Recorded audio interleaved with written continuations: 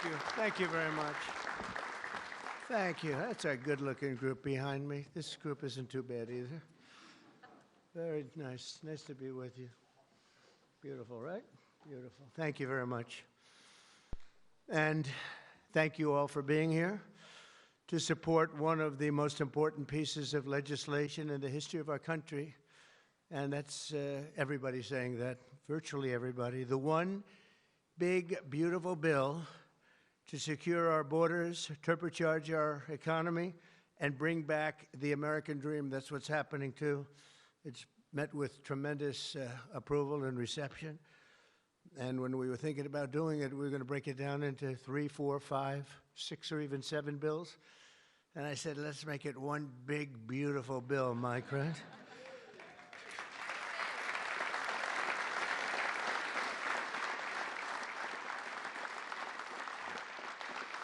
They actually said it would be very much harder to get this way, but it would be better. And the truth is, I think it worked out well because there's something for everybody, and I think in many ways much better. We're delighted to be joined by Secretaries Marco Rubio, Scott Bessent, Pete Hegseth, Doug Burgum, Doug Collins, Sean Duffy, Howard Lutnick, Linda McMahon, Brooke Rollins, Scott Turner, Chris Wright. Wow, that's a hell of a group. I think that's the biggest group of cabinet members. That's the biggest group of cabinet, and we're not finished yet because we have our great Attorney General Pam Bondi here, U.S. Trade Representative, and he's working around 24 hours. We have them one after another. Countries come. Everybody wants to be with us because we have the hottest country in the world. A year ago, we had a disaster on our hand. We had the coldest country, I think, by far. And now we have the hottest. The King of Saudi Arabia, when I was there, we brought back $5.1 trillion between Qatar, Saudi Arabia, and UAE. And all three said, great leaders, they all said to me the same thing. You know, it's amazing. In 4 months at that time now it's getting to be close to 6. But in 4 months, they said, you have the hottest country anywhere in the world. It's not even close. And they thought we were dead a year before that. They said, I thought you were dead. The country was dead. And it was pretty close to it. But we have the hottest country in the world, so it's great. And Trade Representative Jamieson Greer is very busy because, where are you, Jamieson? Everybody wants to make a deal and have a part of it, right? I know you and Howard and Scott are working overtime, making deals with other countries. Remember a few months ago, the press was saying, do you really have anybody of any interest? Well, we just signed with China yesterday, right? Just signed with China. We have everybody. We're not going to make deals with everybody. Some we're just going to send them a letter, say, thank you very much. You're going to pay 25, 35, 45%. That's the easy way to do it. And my people don't want to do it that way. They want to do some of it, but they want to make more deals than I would do. But we're having some great deals. We have one coming up, maybe with India, very big one, where we're going to open up India. In the China deal, we're starting to open up China, things that never really could have happened. And the relationship with every country has been very good. And we also have OMB Director, who's very busy also, Russ Vogt. Thank you. Thank you, Russ.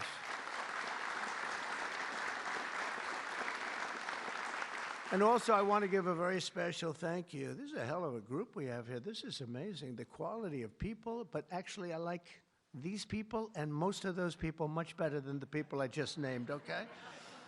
But a very special thanks as well to Speaker Mike Johnson, who's a great, legendary guy. He's going to go down as a legend. A great friend of mine, a fantastic Senator, Roger Marshall, wherever you may be. Roger, thank you very much. Thank you. Bernie Moreno, great win Bernie had in Ohio. Bernie, great win. That was a tough race. They said that was not winnable, and he won by about 5 points, so that was pretty good. So much for not winnable. Mike Lee is here. Mike, hi, Mike. Thank you, Mike. Tim Sheehy, another tremendous win. Way to go, Tim.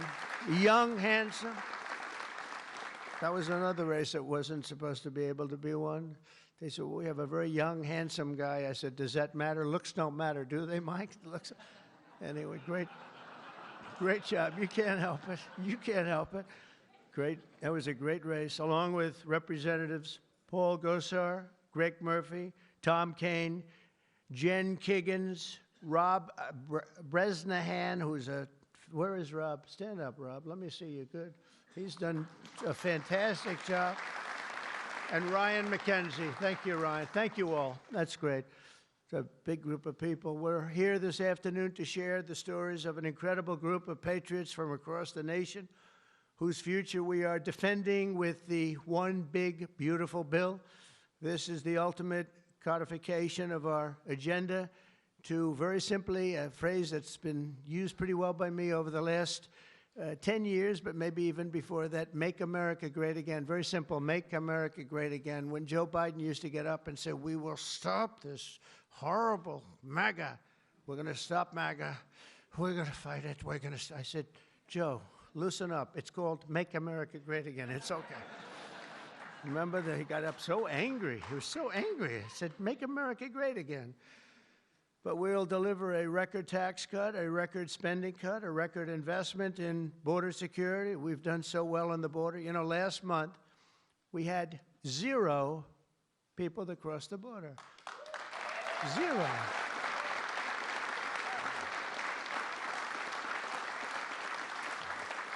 So Christy and Tom Homan and some of the people, what a job you've done.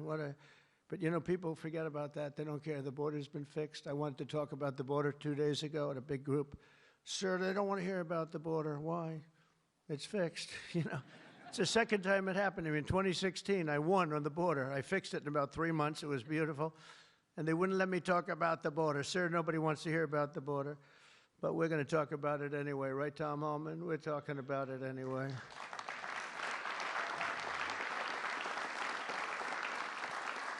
So we have a big number of dollars that's coming here because we want to keep it that way, and we want to keep it fixed, and a record number of deportations. We're bringing criminals out by the thousands. Nobody can even imagine. They let people in that were murderers, 11,888 murderers, gang members, people from mental institutions, and insane asylum. You know what that is? That's insane asylum. That's a mental institution on steroids. During the campaign, I talk about the late, great Hannibal Lecter. Do you know who that is, Hannibal Lecter? Silence of the Lambs. I'd talk about it, and the fake news would go crazy. Why does he keep mentioning? Well, because we won in a landslide. That's why they don't want to have Hannibal in our midst. And the day I signed this bill into law, almost every major promise made in the 2024 campaign already will have become a promise kept. And that's very important. Promises made, promises kept. And according to the Council of Economic Advisors, these reforms will protect or create more than 7 million jobs, add 3.1% to economic growth, reduce taxes for the typical American by nearly 15%, and increase take-home pay for the normal family of 4 by at least $13,000, and that takes place immediately. That's not bad, right? Look, I'm looking at that guy back there, right? That's pretty good. And if we had a person over at the Fed that would lower interest rates a little bit, that would be helpful too. It's hard to believe. This is on top of, you know, we have to fight this guy. He's not doing the job. Each point that he keeps it up is the equivalent of $300 billion. $300 billion. So if he lowered it to, it would save $600 billion. We have to work hard with cuts on that, right? That's a lot of cutting. And this guy could do it so easily. We don't have inflation. Well, we might have inflation. Yeah, and if you do, you raise the rate a little bit. That's okay. But we're going out because Biden gave us a lot of short-term debt. And given the short-term debt, he did us no favor. So I think what we'll do is we'll probably just extend the short-term debt and then go out, because I don't want to tie it up for 10 or 15 years at a high rate. But every point is it's really more, is $300 billion. So if we got it down to 1%, we're talking about almost $1 trillion in saving just with the stroke of a pen. No work, no missing anything, just like an accounting situation. Oh, Doug Collins, I just see Doug. Did I mention you, Doug? I don't think so. I'm glad I saw you. I'm glad that somebody's going to be in big trouble with you. They didn't write your name down, Doug. Somebody's in big, somebody's in, I got you. So we think of that, though. We save, and all you have to do, it's so simple. I'm explaining to this guy, and Biden extended him. That wasn't good. I'm explaining to him, you can do so much for our country. You could save $1 trillion just with a stroke of a pen. Just a little, the utterance of a sentence that we're going to be cutting. It's a shame. It's a shame. We're one of the highest. We should be the lowest. You know, we're the United States of America. We'd have money coming in like at levels that they have never seen. I got a call the other day from the people in Congress because we're doing our bill. I didn't even tell you this, Mike, and they called. They said, there's something wrong with the numbers, sir. I said, what's wrong? I don't know. They're not balancing out. There's something really wrong. I said, is that a good thing or a bad thing? Well, we don't know. I said, what's the problem? We're taking in much more money than we have scheduled. I said, so far that sounds good. They said, how much is it? About $80 billion. I said, do me a favor, check the tariff line. They called me back an hour later. Sir, we've taken in $88 billion in tariffs. Isn't that a beautiful thing? $88 billion. I thought I'd tell these little stories. Go off script and tell these little stories, Scott, right? Because it does make it a little more interesting, although my speechwriters have just gotten every award in the book. Vince, where are you, Vince? Where are we? Where's Ross? He's gotten all these awards, and I'm going off the record all the time. Where is he? He didn't show up to the speech. He wrote the speech. He didn't show. Well, that means he has confidence in me. According to the Council of Economic Advisors, these reforms will protect or create more than 7 million jobs, add 3.1% to economic growth, reduce taxes for the typical American by nearly 15%, and increase take-home pay for a normal family by an incredible $13,000. All of these things are happening. And by the way, there's no inflation. All of the numbers I gave you, all of the money that's coming in, and maybe more importantly than the billions of dollars we're taking in with tariffs, is the fact that we've got hundreds of plants going up all over the United States that never would have been here. I was with Howard and Scott and Texas Instruments the other day, and the head of Texas Instruments, they're going to spend $60 billion in the United States. And he said, sir, please don't do it to me. And I looked at him, I knew exactly what he meant. He said, you mean tariffs, right? He said, that's right. If you ever get rid of those tariffs, you've cost me a fortune. They're all coming in because they don't want to pay the tariffs, and they're coming in at levels. And it only works for the United States because it doesn't work for other countries, but it works for us. We have a record investment. We have records and everything. And when these places open up, that's bigger than the $15 trillion that I'm talking about. You know, you don't see it right away. But bigger is the fact that they're all coming in, they're building their factories, the AI factories and the auto plants. We have auto plants, they're closing up in other countries. I don't want to specifically name the countries, but you know who they are. And they're coming into the U.S. and they're opening up and building like nobody's ever seen anything like it. I don't call it a miracle, I call it, this should have been done 40 years ago. We would have never lost our auto. We lost 50% of our auto industry to China, Mexico, Canada, and various other countries. Should have never happened if you had a president that said, we're going to charge you tariffs. You're not going to build next to us. Send it in and take away our jobs. If you would have said 25, 50, or 100% tariff, not one company would have left. But they weren't business people. They were politicians, not very good ones, and some good ones, but some really not good at anything, to be honest with you. We're going to stop the largest tax hike, and we're going to do that in history. This would be, if the bill doesn't pass, there'll be a 68% tax increase. Think of that, 68%, which would be the largest in history by about 40 points. And we'll make the Trump tax cuts permanent, expand the child tax credit, and we will deliver no tax on tips, no tax on overtime, and no tax on Social Security for our great seniors.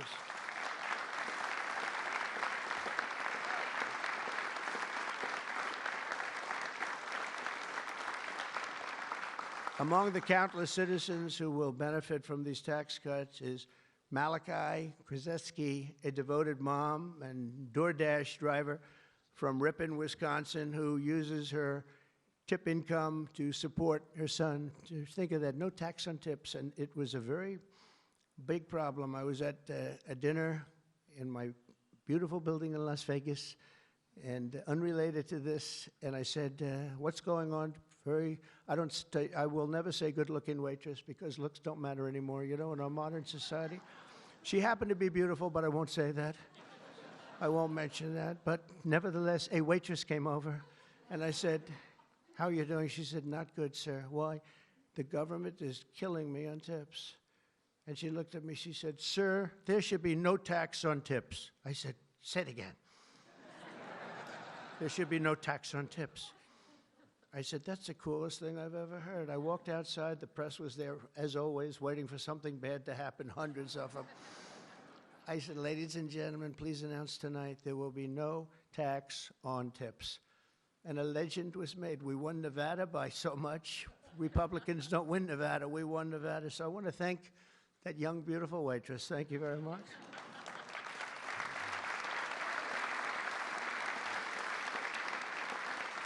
But with no tax on tips and other cuts, this bill will save Malachi thousands of dollars per year, enabling her to achieve her goal of visiting every U.S. state with her son. She wants to visit every state by the time he's 18 years old. So, Malachi, it sounds to me like you're off to a fantastic start. And where are you, Malachi? Where are you? Congratulations. Thank you. Great. That's good. Thank you. Also with us today is Luke Wilson, a 23-year-old electrical lineman.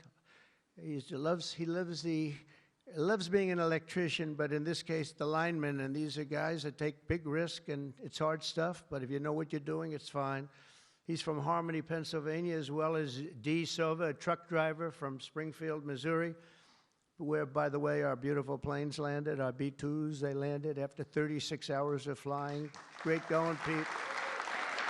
And they hit the target. And they hit the target, and the target has now been proven to be obliterated, just as we said. We had little fake news from CNN. Thank you very much, CNN, for that. With 3 million miles of driving under her belt, who mentors other women in her industry. And I just want to say, Luke and Dee spend countless hours working overtime to help make this country run. And this bill, the typical overtime worker like them will take home nearly $1,500 extra every single year. So you're talking about at least $1,500, and there will be no harassment because you were being harassed by the Democrats. So Luke and Dee, congratulations to you both. Thank you very much. Congratulations, wherever you may be. Thank you. Thank you very much. Also with us is James Benson, a third-generation auto worker from Belleville, Michigan, who has spent 26 years at Ford Motor Company, which is doing very well. They have a lot of plants in this country. If you have plants in this country, you're going to make a lot of money. And is a member of a tremendous group of people, auto workers. And I'll tell you, we love these people. Auto workers for Trump, and I came through for them, but they were with me long before I really thought. A lot of people said, is he going to run again? Will he run? They've always been with me, the auto workers. James was a lifelong Democrat until 2017, when he saw the benefits of our tax law, and he also liked Trump.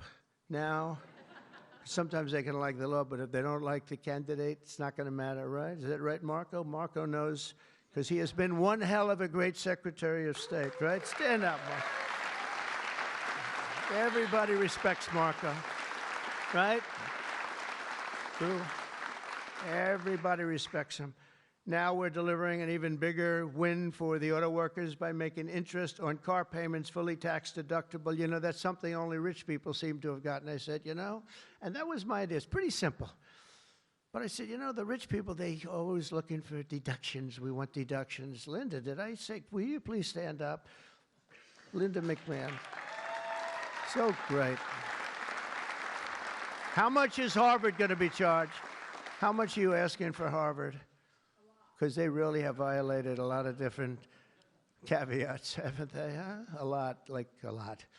They've been given $5 billion over the years. Can you imagine? And that's over a short number of years. That's just the beginning. They have $52 billion sitting in the bank, and they haven't been nice to our country. So I want to thank Linda McMahon, who's been really fantastic. But I said, on interest, I said, why couldn't we, if a car is made in the United States only, because otherwise we don't care if it's made someplace else, give the people that buy the car a deduction on the interest that they're paying to buy the car. And people said, what a great idea. It's so simple. It's like the paperclip. Somebody came up with the idea of a paperclip many years ago, 1817, and he became a very rich person. And everybody looked at it and said, why the hell didn't I think of that? But it's like the paperclip, but only if the car is made in America. Remember that, James. We're going to keep those Michigan auto factories roaring. And as you know, we won Michigan by a lot, Susie, right? We won Michigan by a big margin, and something that typically is not easy, but I think we've won it. I actually think we've won it 3 times in a row. So it's been a great state, but a big factor with the auto workers. They went with us very big, and I love them. The One Big Beautiful Bill will also be an incredible victory for American farmers, another group that we did great with, especially family farmers like James Cullifer of Virginia Beach. Our bill will provide 100% expensing so they can buy a new farm equipment. And by the way, the expensing is good for everybody, not just farmers. And it'll virtually eliminate the so-called estate tax or the death tax. So you have a farm, you leave it to your children. If you like the children, you leave it. If you don't worry about the details. No, some people don't want to leave them. They don't like their kids, you know? Anybody in here not liking their children, farmers? But if you like your kids, you want to leave it. And a lot of times what was happening before I got there, because I put this in the first tax bill, as you know, but people would die, they'd leave their farm. There was no cash, but there was value to the farm, sometimes good value. It's called real estate rich and cash poor. And the kids had no money, and they'd be foreclosed out by a bank. They'd borrow money to pay the estate tax. You don't have to pay estate tax anymore. That's pretty big stuff. So for the farmers and for others in small business, it's great. But James's family has been working the land for generations, and with this bill, we will ensure that family farms like his can stay in the family for many generations to come. Where's James? James, around? Where's James?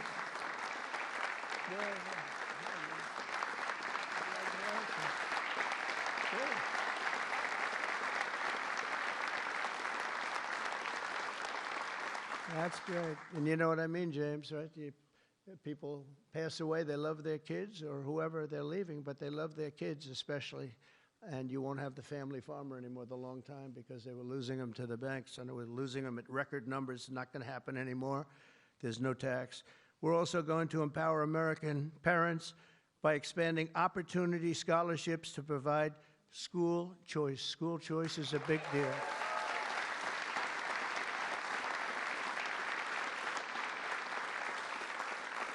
And we just got school working with the governor of Texas, as you know, Greg Abbott.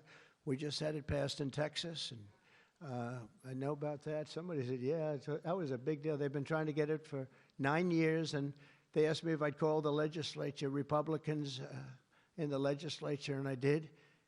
And I gave them a pep talk, and everybody voted for it. First time, they were shocked, but they never asked me to call them before. This was the first time, and they got it passed, right, Susie? It was amazing. And it was something that Dan and Greg and everybody, they really wanted it.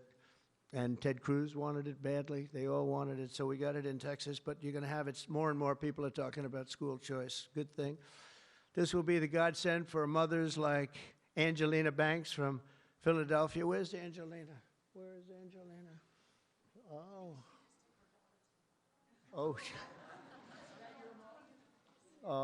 Oh, you are very pretty. She went out for a second and she's coming back. Okay? Where's Ange? Come on over here, Angelina. Oh, that's terrible. Oh, wow. How are you? I won't ask you where you've been, okay? I promise. But it's great to have you. It's great to have. I mentioned your name. I said, where's Angelina? He said, she'll be right back, sir. Thank you very much. Appreciate it. And Aubrey and Ava Jane, Angelina says the tax relief for child care and education are a foundation for stability and dignity. I think those were your words, right? Stability and dignity. Good words for her family. And with the One Big Beautiful Bill, we're delivering both empowering hundreds of thousands of families to choose the public, private, charter, religious school, or the home school of their choice. And Angelina, thank you very much for being with us. Beautiful. Beautiful. So this bill will also be the single most important piece of border legislation ever to cross the floor of Congress. We will hire 3,000 new Border Patrol officers and 10,000 new ICE agents. And these people are great. I tell you what, I got to know a lot of them. And we have tremendous representation. They've been for me from day one. In fact, I shouldn't say this, but they endorsed me when I first ran, almost at the beginning. And they weren't sure if they were allowed to endorse me. And they said, we don't care, we're endorsing you. But they were great, and they've been my friends ever since. But think of that. So we're going to hire 3,000 new Border Patrol officers, 10,000 new ICE agents. And, you know, these ICE guys, they go into war zones, and they're tough, and they love our country. And if you're not going to be tough, you're not going to do well. But they are tough, and they'll break into a pack, and they call them a pack. Some of these packs come out of the jails of Venezuela. They come from places that you don't want to know about. They're gang members that have been all sent in here through Biden's open door stupid policy. The dumbest policy, I think, well, we have a lot of dumb policies, but the worst, I think, is open borders, where anybody comes into our country totally unvetted, totally unchecked. And they're drug dealers, and they're people that we don't want them. And they're murderers, you know, they're murderers. I told you, over 11,000 murderers. They're in here. 50% of those, by the way, murdered more than one person. And they came in, no check-in, no anything. It's so sad. What that man has done to this country, we should never forget it, okay? We should never, ever forget it. With that whole group of people, I don't even think it was him. He didn't believe in open borders. He didn't believe in men playing in women's sports or transgender for everybody. But what that group of people has done to this country will never, ever, I don't think we can ever allow history to forget it. What they've done to us is so sad. We're going to fully fund the final sections of Border Wall, impose a new remittance tax on money sent back to foreign countries, and dramatically increase deportations to a bare minimum of 1 million illegal aliens per year. And what we're doing is we're really going after the criminal aliens, of which we have plenty to work with. People say, well, that's a lot, isn't it? Well, remember, these countries are very smart. They're headed up by people I know. In almost all cases, they're very smart people, and they're people of great common sense. They're not sending their good people out. They're sending the bad people out, and they put them into caravans. I think I came up with that name, but somebody did. It's a great name, a caravan. Thousands, and sometimes as many as 30,000 people walking right into our country. Again, last month we had none. Think of that. It's almost, people say it's almost impossible. But they come in, and at a minimum, they're not people that work very hard. They're people that are on welfare. They don't want them. They don't want them. They give them to us. It's incredible what's happened, and it's so sad to see. It's so sad. Could make you just sick to your stomach when you think about it. I was going to say it could make you cry, but I like to pretend I never cry. I don't want to be a crier, but it makes you sick to think of what they did. What they did to us is just sick. And guys, if we didn't have a Tom Homan, and if we didn't have some of the guys that we have working so hard and dangerously, the country wouldn't stand a chance. But we're getting them out, not as fast as they came in, because they came in and you'd see hundreds of thousands pour into our country in a day. But we're getting them out. And here today is Angel Dad Joe Abraham, the Angel Moms and Angel Dads. These are incredible people. They lost their precious 20-year-old daughter, Katie, in a hit and run after she was struck by an illegal alien from Guatemala. Katie was stopped at a traffic light, rear-ended, full force, going 60, 70 miles an hour right into the back of her car while she stopped. And she died immediately. And her killer, I think you could really say the killer, fled the scene. And Joe, we will end this invasion once and for all, and we're always going to remember the memory of Katie, that beautiful, beautiful 20-year-old daughter of yours. Where's Joe? Is she around here? Joe? Come here, Joe. Come here.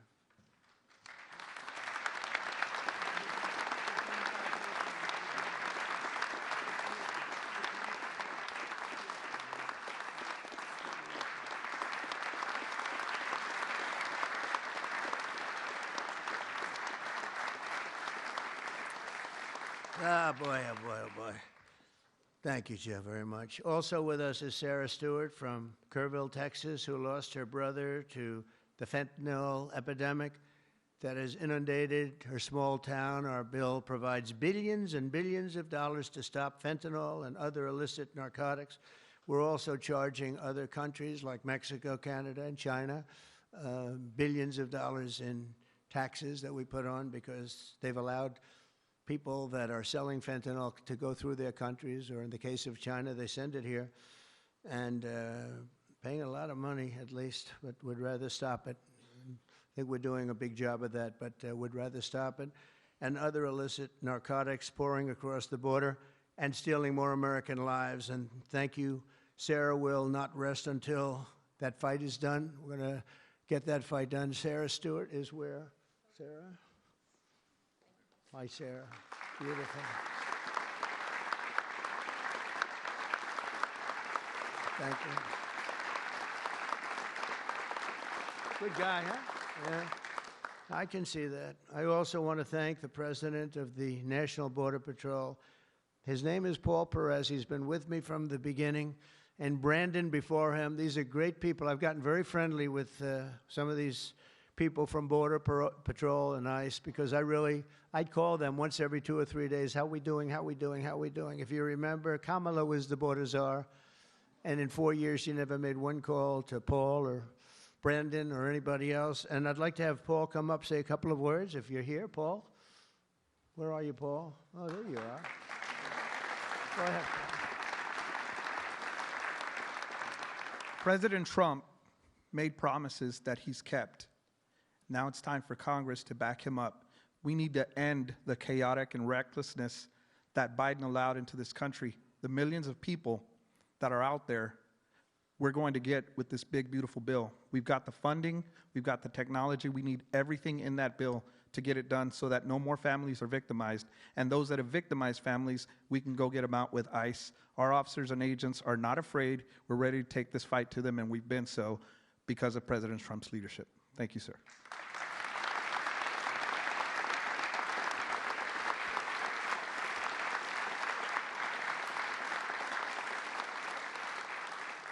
He's been a great friend of the country. He really has, and he's worked with Tom Homan and Christie and all the people that work so hard. They have been incredible. And, you know, I wasn't going to do this, but I see Tom Homan is sitting there, and, you know, I have to call him up. Look at that. I don't call up the Speaker of the House. I don't call up Marco or Peter or anyone. But I want to call this guy because this guy is keeping us very, very safe. Come on up, Tom.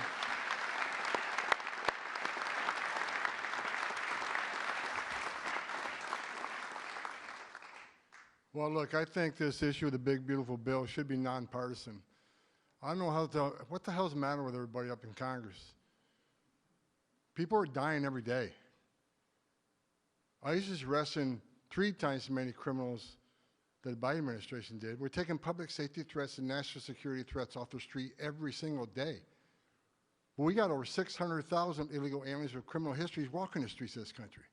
We got less than 5,000 deportation officers. This should be a no-brainer. The more resources we get, if we get this bill passed, we got more agents on the road. We buy more beds, we get more transportation flights. More agents means more bad guys arrested, taken off the streets of this country every single day. Every day we arrest a public safety threat or national security threat, this makes this country much safer. Who the hell would be against that? And I get irritated, I get pissed off because I'm sick of meeting angel moms and dads. You want to talk about family separation? They buried their children. So I've done this since 1984. I've worked for 6 different presidents. No one has had the success of the Trump administration. We got the most secure border in the history of this nation today.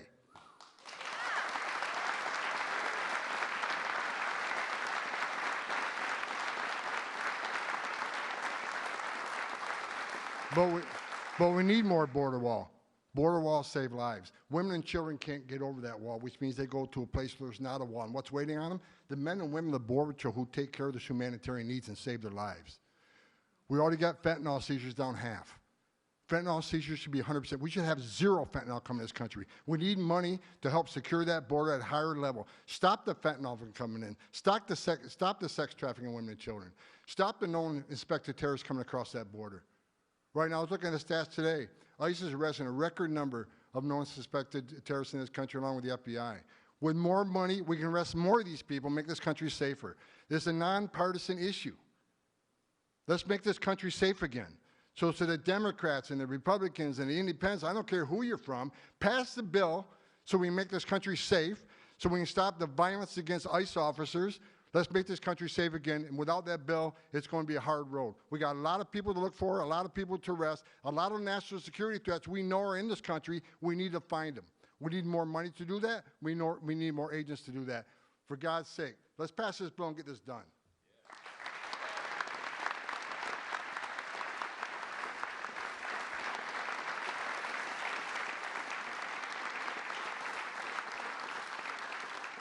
He got so angry he didn't even shake my hand or look at me. Just.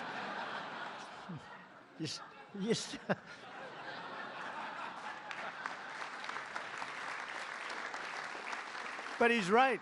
He's right. And we have no money for the border if we don't pass this bill. We have virtually nothing. And so we're going to get it done for you, Tom, and for all of the people that have worked with you. It's been amazing, the job you've done. And just in finishing, look, this is the largest tax cut in the history of our country. They want to give you, the Democrats want to give you the biggest tax increase in the history of our country. They have things, whether it's border or economic development or no tax on tips and Social Security and no tax on overtime and all these different things. There are hundreds of things here. It's so good. And we're going to also cut costs. We're cutting $1.7 trillion in this bill, and you're not going to feel any of it. And your Medicaid is left alone. It's left the same. Your Medicare and your Social Security are strengthened. We're not cutting. The Democrats are going to destroy all three of them because it's not sustainable. They'll end up cutting your Medicare, Medicaid in half. So we're going to do a real job. It's so important. So if you can, call your senators, call your congressmen. We have to get the vote. I want to thank you. You have been unbelievable, Mr. Speaker. You have worked round the clock for months,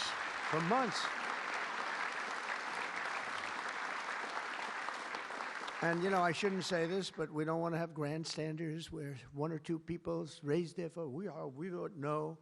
And they do it to grandstand, that's all. Not good people. They know who I'm talking about. I call them out. But we don't need grandstanders. We have to get our country back and bring it back strong. And our country is going to be stronger, bigger, better than ever before. We're going to make it better than ever before. And that's despite the bad hand that we were dealt 6 months ago. We were dealt a really bad hand. We were dealt a sick hand.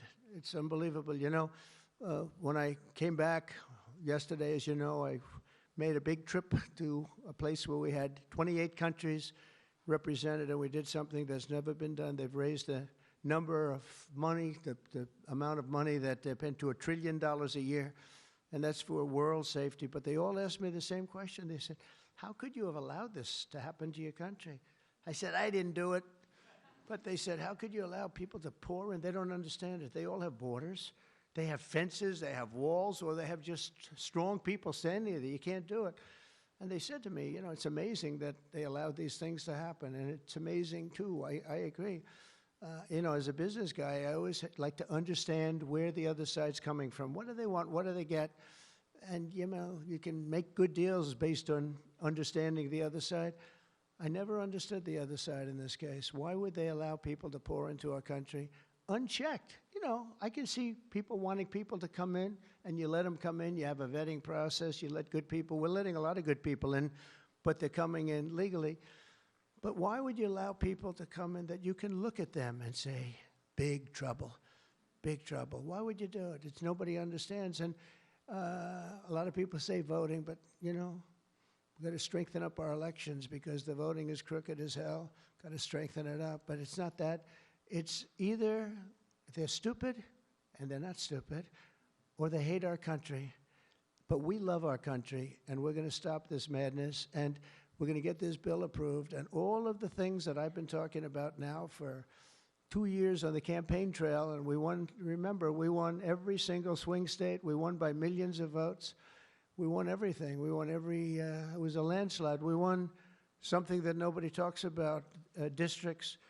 You have thousands of districts. We won 2,750 to 505. Think of that. That's why when you see a map, the whole map is red. That stands for Republican, by the way, because it stands for a lot of other things too, but it stands for Republican with a little piece of blue on each side. But that's why, think of that, 2,750 districts to 505 districts. That's what, this was a slaughter, but it gave us a mandate to do some great things. And I want to thank John Thune, and I want to thank the speaker, and I want to thank Marco and everybody here, they have been so incredible. Pam, you've been unbelievable as the Attorney General. We appreciate it. Not easy, not easy.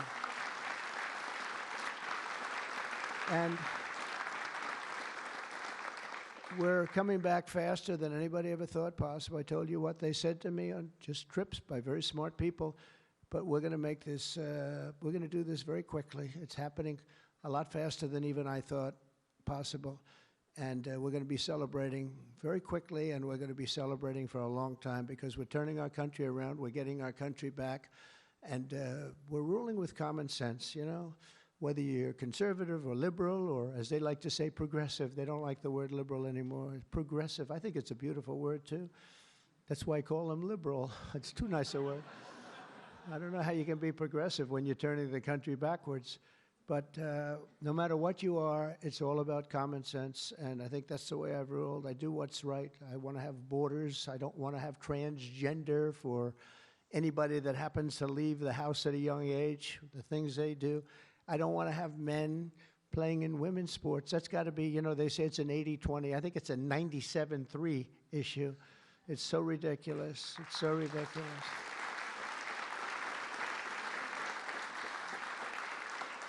There was a long-distance race the other day, or at least reasonably recently, and they had a top man and they had top woman, but it was a women's race, and the man entered. He happened to be transitioned. Isn't that lovely? And he entered the race, and he beat the champion woman by 5 hours and 14 seconds. 5 hours, that's a lot. Think of it, you're waiting 5 hours for your beautiful daughter to come in. Come on, baby, let's go. You can do it. He won by 5 hours and 14 seconds. It is crazy, and it's so demeaning, and they don't want to change. I see it the other day. Guys like Schumer, our great Palestinian senator, this guy, no, he's changed. He used to like Jewish people. Now he's totally against Jewish people. It's the most incredible transformation I think I've ever seen. But who would allow this to happen? In other sports, the same thing. Try the weightlifting numbers someday. You want to see some big differences. In a million years, the women will never catch these numbers. It's not going to happen. And it's very demeaning to women, and I don't like it when it's demeaning to women. So we're turning the country around fast. We love you all. Thank you very much, and good luck. Thank you. Thank you.